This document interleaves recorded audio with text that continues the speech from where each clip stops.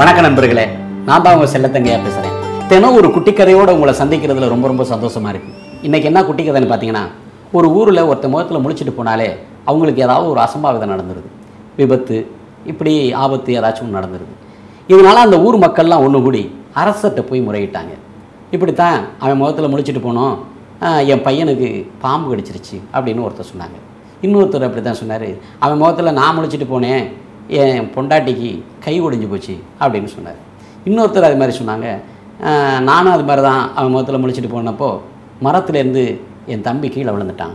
இப்படி ஒவ்வொருத்தரும் அவனை பற்றி அவன் முகத்தில் முழிச்சிட்டு போனாலே எங்களுக்கு நல்ல காரியம் நடக்கலை, பெரும் கெட்ட காரியமாக நடக்குதுன்ட்டு அரசர்கிட்ட முறையிட்டாங்க. இதுக்கு ஏதாச்சும் பண்ணுங்கன்னு கேட்டாங்க.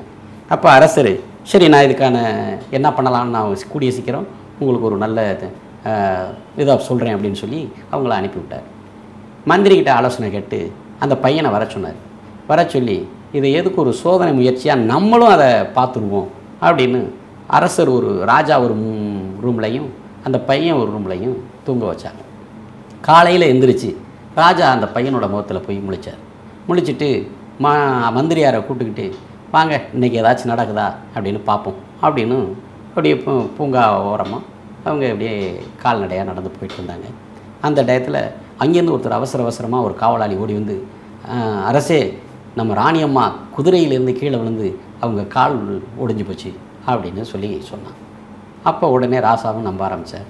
ஆமாம், இந்த பையன் முகத்தில் முழிச்சிட்டு போனால் எல்லாருக்கும் நமக்கு மாதிரியே எல்லாருக்கும் கெட்டது நடக்குது.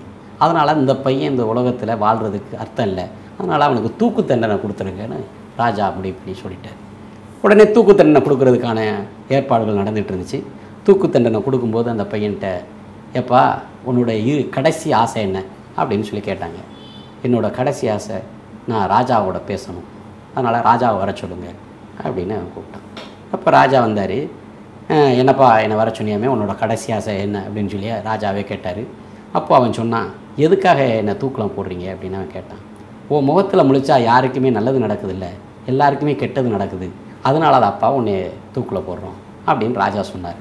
அதுக்கு அவன் சொன்னான், என் முகத்தில் முழிச்ச உங்கள் ராணி அம்மாவாவது கால் ஒடிஞ்சு நல்லா தான் உயிரோடு இருக்காங்க, இந்த சனியை பிடிச்சவன் உங்கள் முகத்தில் முழிச்சேன் பாருங்கள், என் உயிரே போக போகுது அப்படின்னா.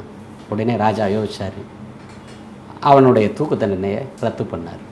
இப்போ இந்த கதையிலேருந்து என்ன தெரியுதுன்னா, இது மாதிரி தான் நம்மளும் வாழ்க்கையில் ஏதாச்சும் ஒரு ஏதாவது ஒரு கெட்டது நடந்துருச்சுன்னா யார் முகத்திலே முழிச்சோம்னு இன்னொருத்தரை பழி போடுறோம்.